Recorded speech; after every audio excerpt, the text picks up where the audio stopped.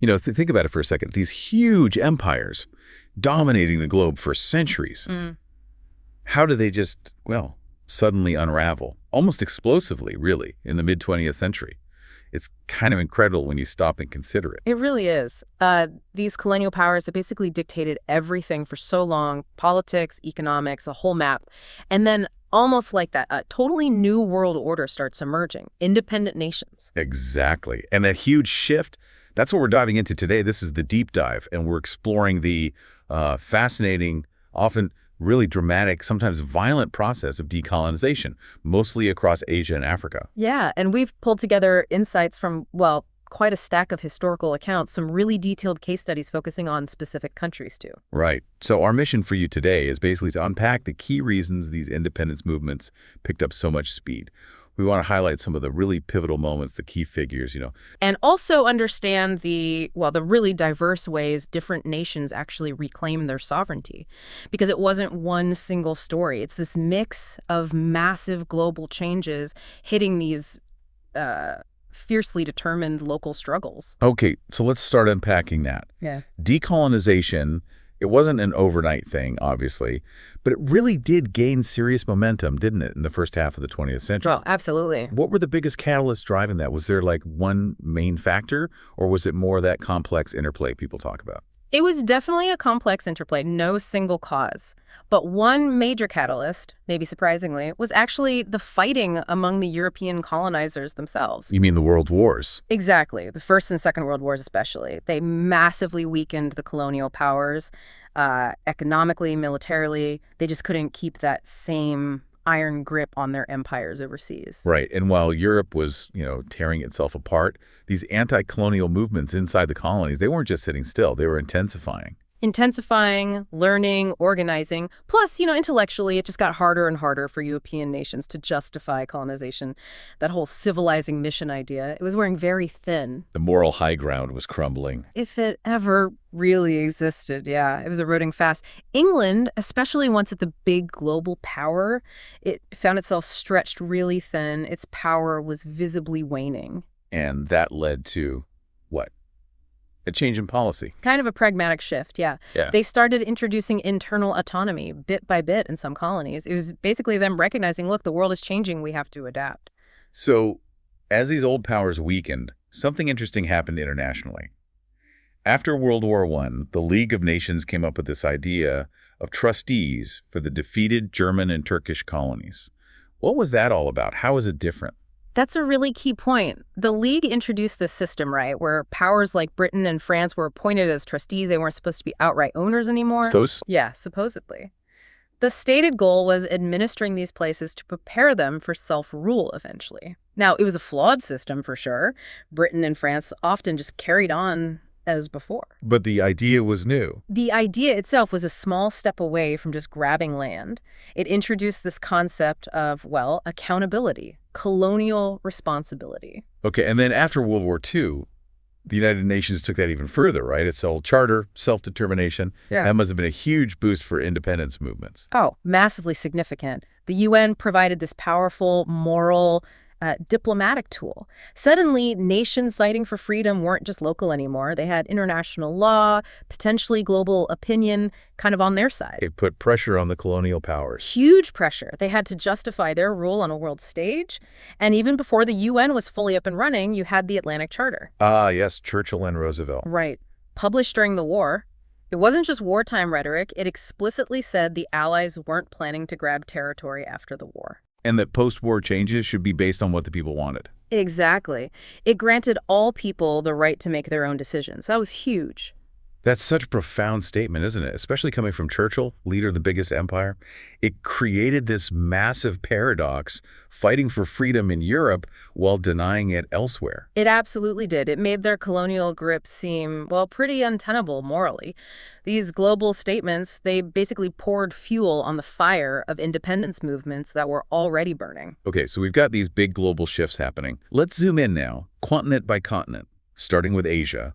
Decolonization there often seemed to happen remarkably quickly. It did, relatively speaking. And what made Asian movements maybe distinct or particularly effective? Well, India is the classic example, isn't it? With Gandhi. Under Mahatma Gandhi's leadership, yeah. That sustained nonviolent pressure, it just reached a point where Britain had to introduce internal autonomy. The sheer scale of it made ruling impossible, politically and just practically. And India's success must have sent ripples outwards. Definitely. You saw Cyprus, Malta gaining independence under British influence. Britain pulled out of the Gulf of Iran in '71, let go of Singapore. And the French colonies, too. French holdings like Indochina, Morocco, Tunisia, Algeria, they all eventually achieved independence, too. Though some, like Algeria, had a much bloodier fight for it. Let's dig into a couple of those Asian examples. The Maldives, maybe? An interesting case at archipelago.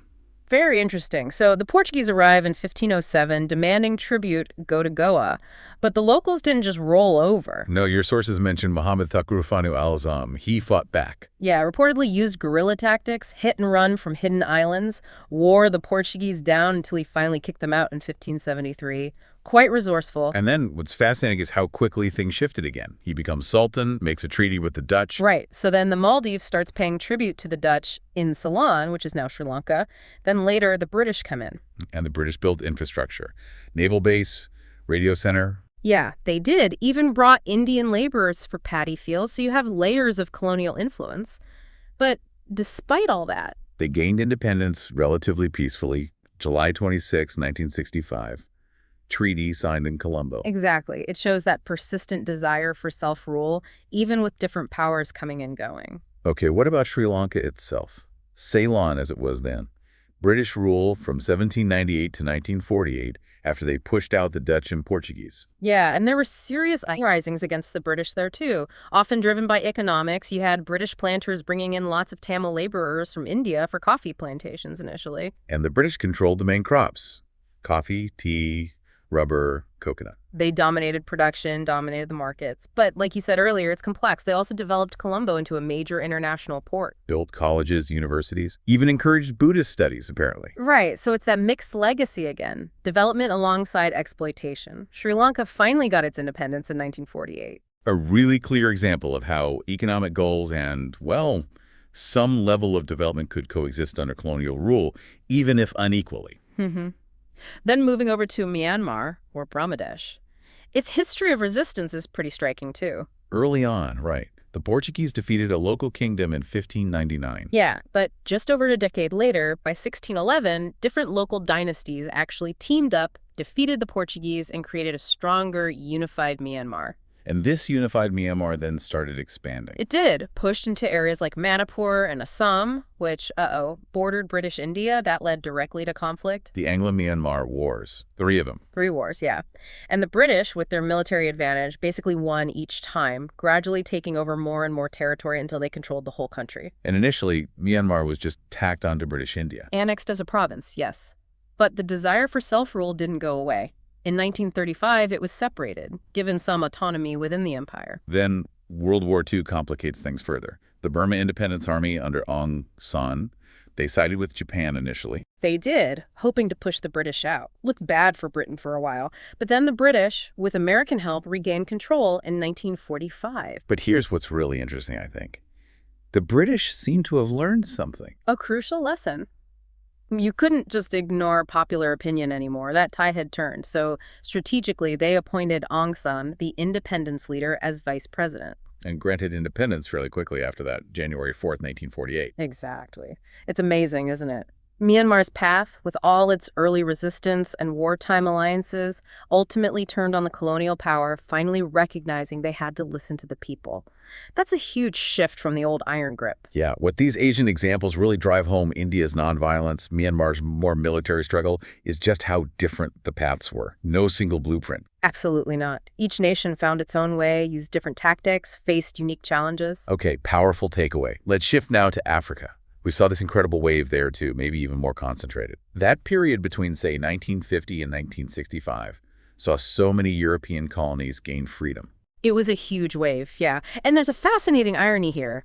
The very education system the Europeans imposed. It backfired on them. In a way, yes. It inadvertently trained many future African leaders. They learned about the American Revolution, the French Revolution, the whole concept of nationalism. It lit a fire, Yeah.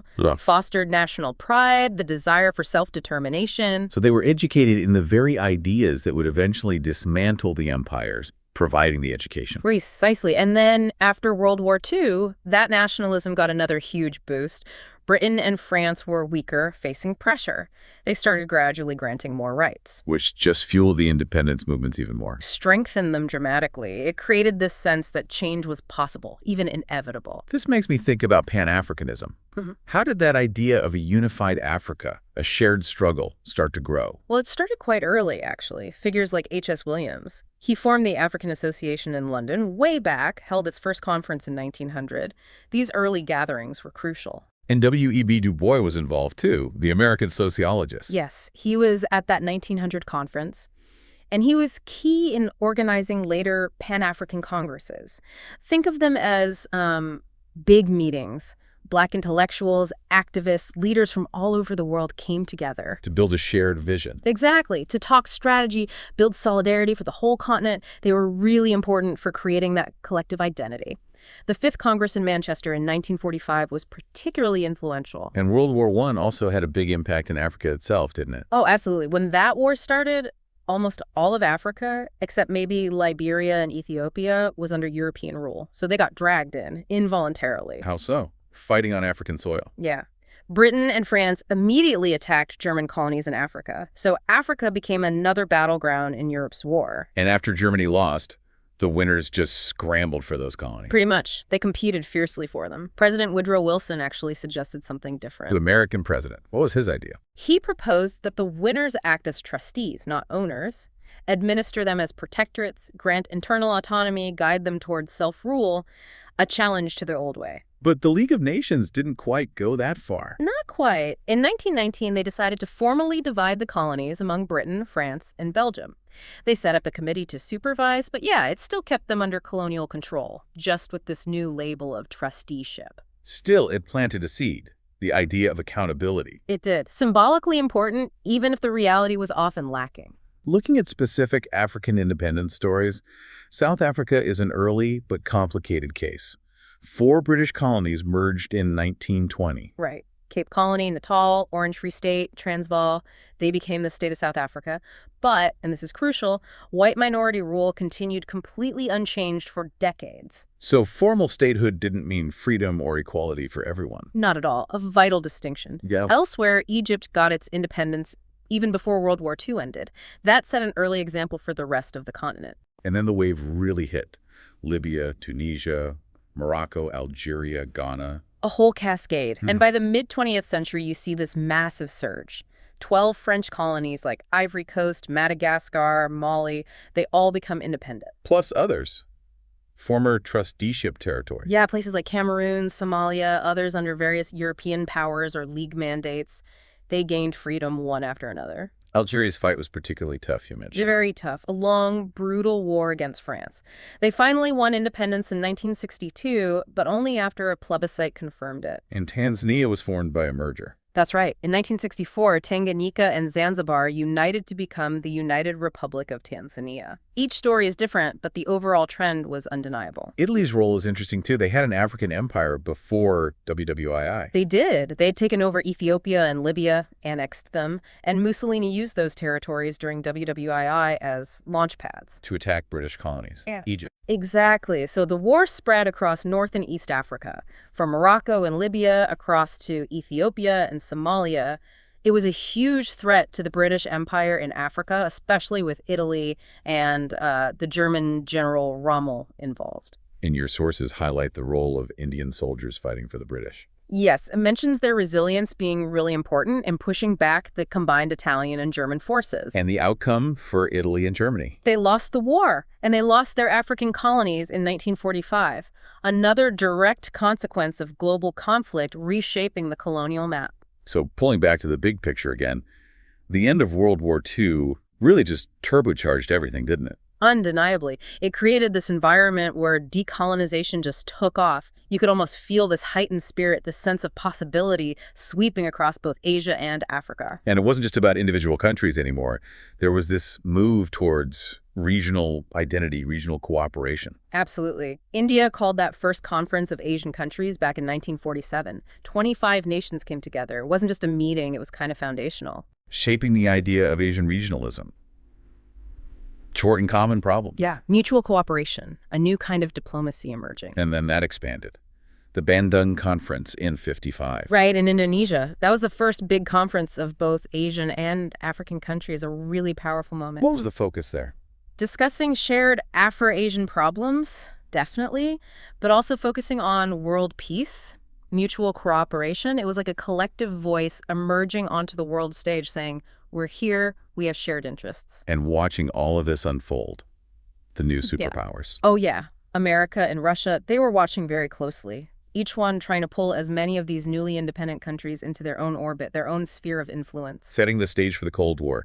Decolonization becomes another front in that battle. Exactly. Got folded into that larger ideological struggle. It's just incredible, really, how that relatively short span of history completely redrew the world map. So many nations achieved formal independence. It truly is. But it does make you think, doesn't it? Yeah. Was that formal end of colonialism just, step one, the beginning of a much longer journey for these nations? Yeah, what about the challenges that came after independence, the opportunities that rose from their very different, hard-won paths? Yeah. And how do we still see the echoes of all that today? Definitely something to keep pondering.